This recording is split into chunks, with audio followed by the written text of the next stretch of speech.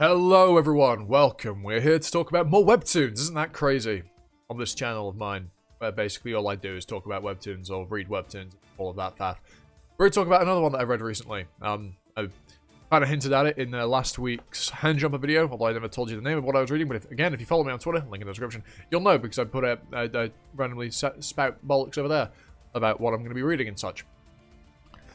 And today, if you saw the title, because you probably did, that's why you clicked this video, or the thumbnail, we're talking about unOrdinary, because I heard it was pretty good, so I decided to read it.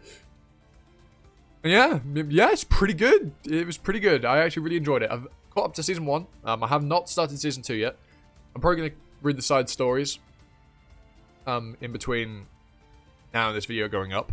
And one thing I'm going to just pause it at the start of this video before I get into talking about it, is, would you guys like to see me react to unOrdinary? I don't know when I'd upload them. Maybe I'd replace Blue Lock, depending on how I feel. Maybe I'd upload them on a weekend. But, you know, we'll have to see. Or have them as like a backup video in case anything goes awry with other uploads. That's assuming Webtoon won't nuke them from orbit. You know, I don't know if they would. But yeah, let me know. And if they would nuke it from orbit, just let me know and I won't bother. And I'll just read it in my own time. But yes, unOrdinary. There will be spoilers in this video, but I'll save them toward the latter portion of it. So bear that in mind. There's going to be a lot more in-depth of a discussion than the handjumper one. Yes. So, this story's really good. So, the setting is pretty simple. In the world, everybody's got powers. Basically, everybody's got powers. Everybody's got, you know, fancy abilities. They can power themselves up and get really, really strong. And they also have, you know, individual unique abilities. That, you know, relatively unique abilities to certain degrees. And there's also, the power system. The power scaling is pretty good, actually. I will say, within this, the author Uru-chan has actually thought out the power system quite well, which is really nice. But yes, in this world of all these powerful people, as you're probably expecting, our main character is a poor cripple. He doesn't have a power, or does he? As is the big mystery. Yeah, why? Who is this guy? Why? This poor guy, John. It's John. Man's name's John. Everybody else in this world's got like fancy names, like his best friend who's the strongest in the school, Serafina. You got the dickhead that runs the school. Well, runs the school. The king of the school, Arlo. Right, everybody's got these weird names, and this is John. It's because he's a cripple, you know. He doesn't get a fancy name. He's just a normal ass guy. And his dad's called William. His dad's an author, by the way, who wrote a book. A book called called unOrdinary. Roll credits. It's very important to John, as we find out later on. This book is the cause of the biggest bit of conflict and most of the events. Well, not most of the events, but is the fundamental cause of what causes John to snap. I'm going to get into the big spoiler. No, John is not a cripple. He is not actually weak. He does actually have a power. In fact, he's the strongest person in the school, most likely. We don't know his current power level, even at the end of Season 1. Power rate, his ranking. However, he's almost as strong as Serafina, or Sarah, I'm just going to call her Sarah, is at the start. And we know that he was at that power a handful of years ago. But why does he act weak? Well, he's got his reasons. I'm not going to... We'll get onto those toward the end. He's got his reasons. He pretends to be weak. He gets a shit beat every single day by all the people stronger than him. Because, well, they're scum. They're pieces of shit. They have power and they want to exercise it. Even if beating up someone that doesn't have any power doesn't make them look good. Because it doesn't. It doesn't prove that they're stronger than anyone else by beating up the weak. But they do it anyway. And this is something that's very relevant throughout the story. With how the lower tiers are treated. As yeah, there's a lot of interesting topics, I'd say, within this that you can really pick up on, really think about. That you could possibly even apply to the real world, perhaps. Although not with any of the superpower bullshit, obviously. The strong picking down on the weak. You know. But yes. John isn't actually weak. He's incredibly strong. But he doesn't want to be a part of it. He doesn't want to be involved in the rankings or the system. He doesn't want it. He just wants to live a quiet life and not be involved with it all. But why? Why is that? Again, I'm not going to talk about that unless you should read it yourself. You should find out why John... well, I will at the end, but we're going to talk about just generally the plot and things I think are cool. Yes, John is really cool as a character. Because, well, who doesn't find the weak guy who's actually really, really strong thing, at least a little bit interesting, depending on how it's handled, of course. And John is fucked. He's crazy. Motherfucker's got many problems. And that's really cool. You see this cool, this little goofy guy with his awfully gelled hair, and then when the gel comes off, shit gets real. He stops looking like a fucking dweeb when he doesn't have his hair gelled as well. But yes, very, very cool. I really like John and his position in the story and what he is, and especially how he connects to unOrdinary, the book within the story. Again, this book is very, very interesting in how it reflects upon the current world, and yet how nobody, well, John specifically, given how much he values the book, doesn't act on it. Although we find out kind of why toward the end with some of his ideology and why he acts the way he does. Either that or he's an incredibly good liar and can get past the lie detector, but hey, we'll find out when we get into Season 2. Seraphina, really, really interesting character. She's the strongest at the very, very top, and yet she's friends with someone who is perceived to be at the very, very bottom. Weird. It's also because she doesn't want anything to fucking do with the rankings. She doesn't want to be a part of it. She wants out. She doesn't care. Well, the reason she doesn't care, because of John. Because he changed her mindset on it. Because he's goated. And so they're friends. And then tragedy strikes. Seraphina gets abducted. Well, almost. She gets jumped and injected with a weird drug that has sealed her ability. And then now she is at the very bottom of the food chain. And that's when we start to see John fracture. Just a little bit. He'd already been fucked with up until this point. We see him start to break. A little bit more. A little bit quicker. Something that would have eventually happened anyway because of this. But it's already been accelerated due to things that had happened before that I'm not going to talk about. He's very protective of Seraphina. Trying to explain to her what the world is really like. Because she has fallen from grace, and it's not long before people find out and start to treat her the way they treat John. Start to beat her down. For no real reason. Just so they can say, yes, I beat the strongest, when she couldn't fight back. She couldn't do anything. Not proving anything, just proving that they are, entitled, conceited scum. At least high rankers are. And low rankers as well. They're not different. Well, not all of them are. Some of them are. But most of them aren't. Because even the mid-tiers, when they get a chance, they take it. Because everybody wants that feeling of power. That feeling of superiority. When they're beaten down on by the high tiers, it's cathartic for them, you can imagine, to beat down on the low tiers. The cripples. To get a feeling that you are better than someone when the entire time you are constantly being pressured by those superior to you. You can understand why they do it, but at the same time, it's still shitty as fuck.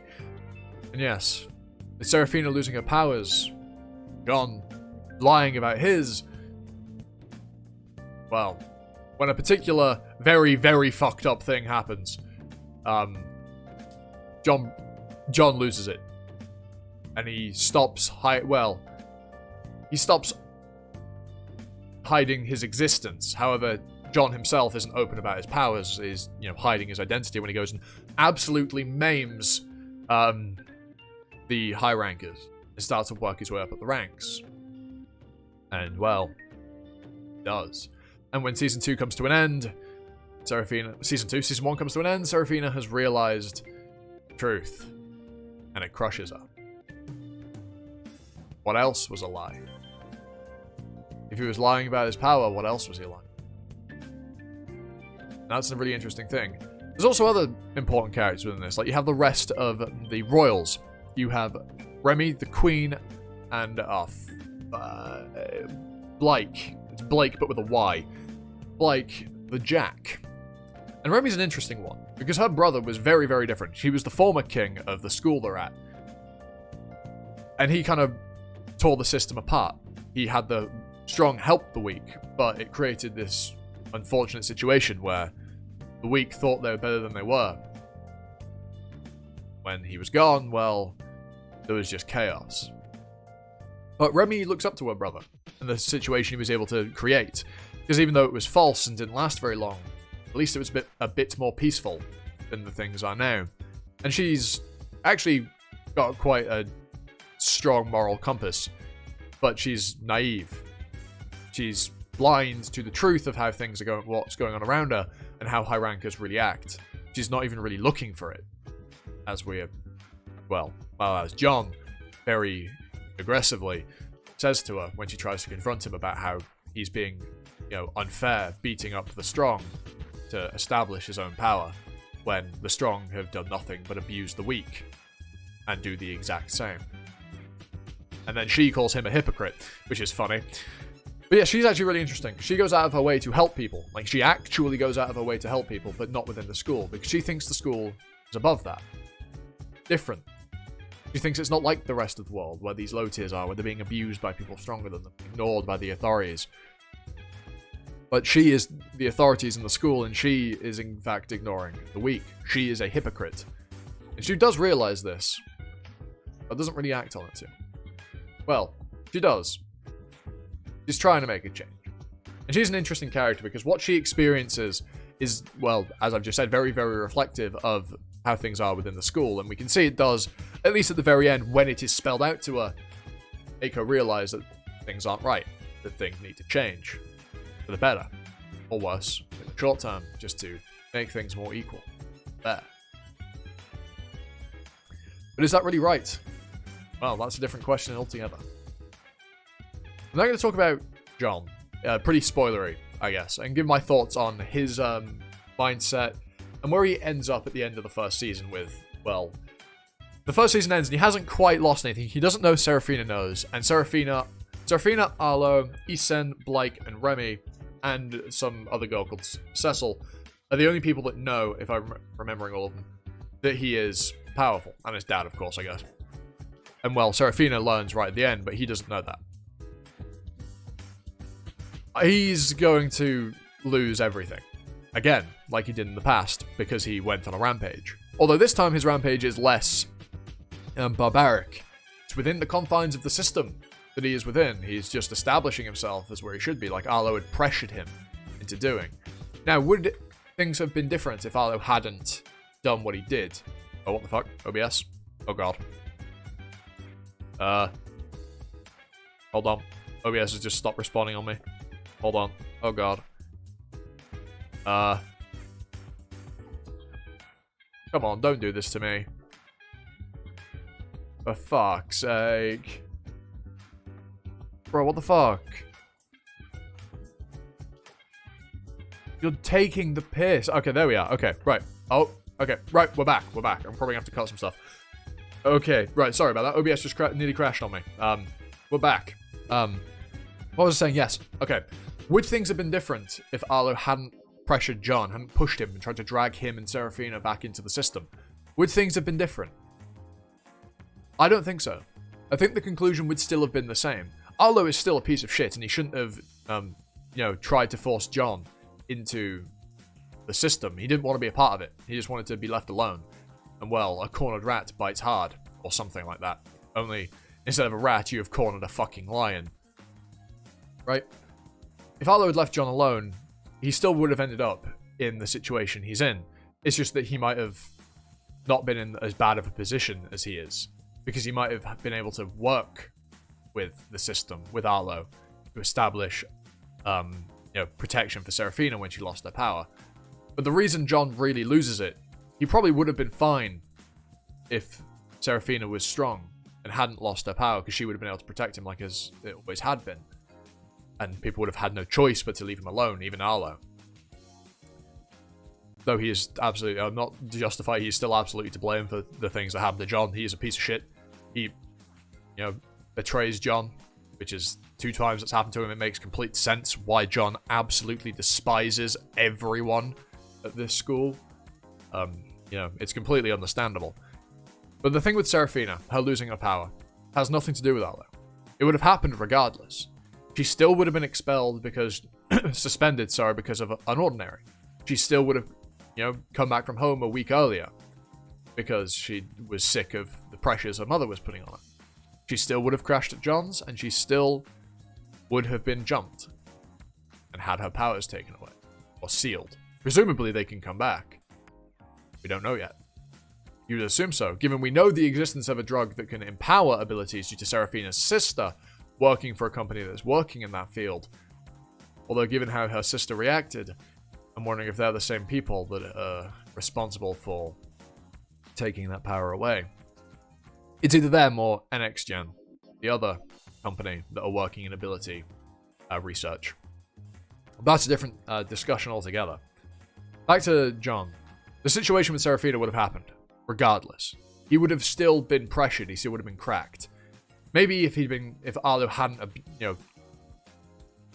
well, the thing is, if Arlo didn't do what he did to John, he never would have known about his power. He never would have been afraid of John. He never would have been, quote-unquote, indebted to him, although he eventually goes, what the fuck are you coming to me for? You do something, you piece of shit. And then when John does do something, he then continues to complain that John is doing something, because he doesn't like what John's doing, even though, well, Arlo, you're the one that pressured him into it. But Arlo realizes that, he does come to the understanding that it is kind of his fault, but I'm here to frame this as, well, it would have happened anyway. Because Seraphina still would have been beat down by, mid and high tiers, even some low tiers probably. She still would have been beat the shit out of every day like John was. She still would have been taken to that abandoned building on the outside of town and tortured. That still would have happened.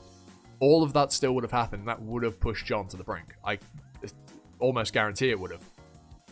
He would have broken. Still would have lost it. And I think he still would have tried to tear apart the hierarchy. Maybe not in the same way. Maybe it would have taken a lot longer without Arlo accelerating the process, but I think it still would have happened. Which gets us to John. He understands that he doesn't deserve his power.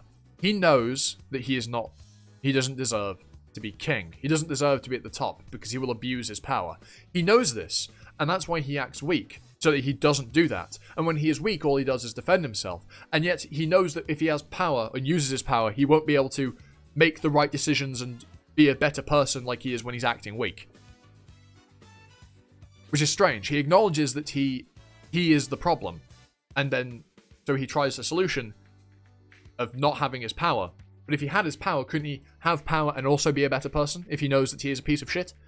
Well, then when he uses his power, he is a piece of shit. He is excessive. He's overly violent. But he's doing it for a reason, but he's still excessive in the use of force. The second he starts using his power, his old personality comes back. The way he used to be. That contradicts the way he thinks the world should be. Someone of extreme power just crushing those beneath them. Acting like the monster he was called, although with some of the little snippets of inside his mind that we see, he views everybody else as the monsters because of how they act. But it's not like he's acting too differently, is it? He's acting just like them. And he acknowledges, he knows that he does that, and yet he still does it. Even though he knows it probably isn't completely right because of how he acts when he doesn't have his power. But, sometimes you can't change how you inherently are. And I think the situation with Seraphina, finding out the truth, might be the catalyst he needs to actually, truly become a better person. Because what the authority guy, the redhead guy that basically made him relive the trauma of what happened to him in his first school and why he went on a rampage there over and over and over again and basically went, you are the problem, you are evil, you are evil, you are the problem. Yes, those people probably were justified in not liking John, but betraying him and having every single person he trusted and cared about betray him was fucked up in every sense of the word. That would mess with a kid. And then being told that you were the problem, you were the cause of that, you deserve to be betrayed because you were acting badly. Because even though we know that she was planning to betray him from the very beginning, because we know that she saw, as it's framed, this girl that he knew, the green-haired one with the twin tails, with twin braids, that could see the future. She knew John would get strong, and then she also knew that he would lose his position. That's why she helped him, so that she could take advantage of his power. She was using him from the beginning, and then betrayed him. So is he really not justified in being angry and lashing out at how he was treated? And then being told you were the villain in that situation. No wonder he's the way he is. Really, is it? It's no wonder. Again, it's something you can apply to real life in certain situations. Although in John's case, he was starting a lot of problems himself, but when somebody retaliates to defend themselves, it is them that is branded as the villain.